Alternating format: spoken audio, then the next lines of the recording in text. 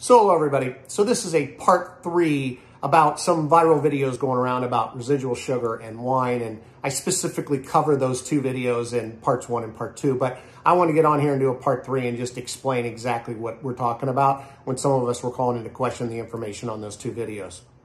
So in those videos, it was suggested that grape varietal impacts how much sugar is in the wine, and it absolutely does not.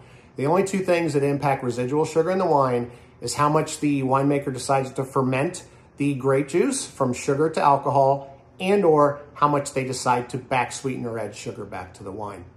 Now, any wine under 10 grams of residual sugar is considered a dry wine.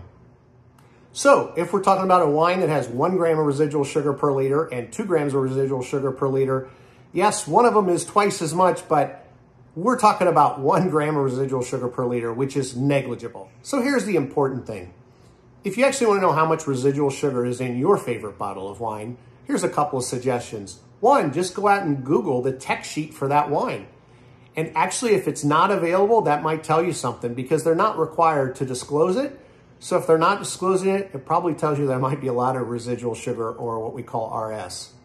The other thing you can do that I find very helpful is there's a Canadian website, and I'm going to link it below, where to submit wines for distribution in Canada, they run tests, and actually sometimes it's disclosed in there. So that's the two ways that I usually look for it. For the record, most high quality wines that are made to be dry have very little residual sugar in them. And it certainly doesn't matter what the grape varietal is. Cheers, everybody.